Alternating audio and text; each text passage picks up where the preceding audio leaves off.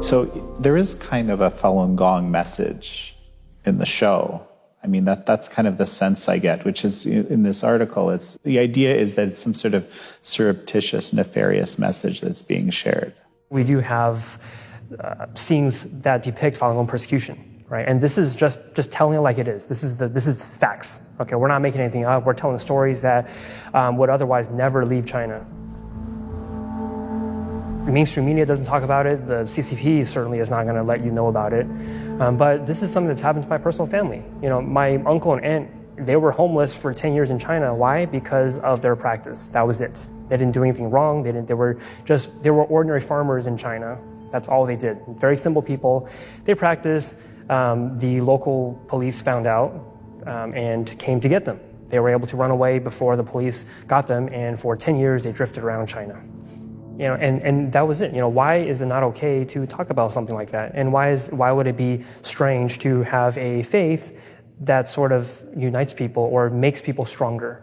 You know, without that, I don't know, you know, what would I be, maybe I'm just dancing for myself, for my own glory, you know, or maybe for the success of a company for sure. But there is an extra layer when you add, you know, something of a much deeper and much more profound element to all of that. I don't understand why there would be so many like negative connotations regarding it, because like us personally, we have experienced like the miracles and the goodness and the harmony that Falun Gong has brought to our community. Like, you know, just like looking at our class, you know, when students, they abide by truthfulness, compassion, forbearance, like everyone can work together so well. Like if we get into a conflict, you know, like, okay, maybe like in that moment, it's like, oh, I think this person's wrong, and that person's wrong. But no, in our community, people take a step back and think maybe I'm being too harsh, or maybe I wasn't being understanding enough. And naturally, conflicts resolve themselves very, very quickly. And I think this kind of environment is really hard to find.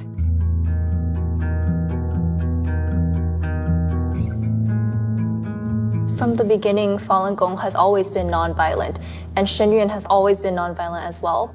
I think we're definitely not trying to hide anything, because if you just look at it, like, maybe a person goes to Beijing, he opens a banner that says truthfulness, compassion, tolerance, and then he's arrested and taken to jail. If you just look at it from a third-person perspective, what is that saying about the people who want to silence these three words?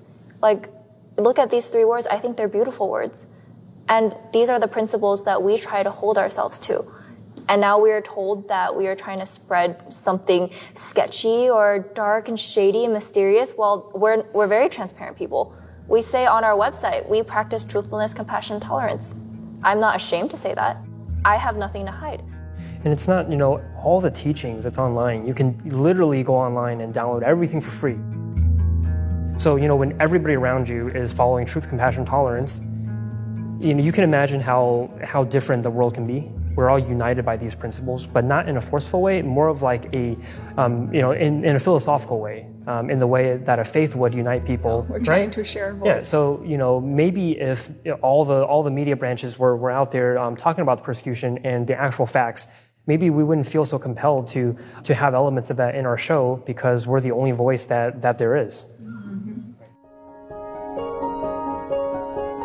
For us, spirituality, it's a very big part of Chinese culture. It's a major part of our history. For thousands of years, like Buddhism, Taoism, it's been a part of Chinese culture. And then I feel like Falun Gong, it's a continuation. It's the modern day equivalent of our spirituality. So naturally, that's going to be interwoven in our show, because yes, it's a part of who we are. But for people to take that and use it against us, I feel like that's very unfair in a way, because it's not like we're forcing the audience to adopt our mentality or our mindset or something like that. It's because, yes, we are telling you, we want to show you our history, and this is a part of our history.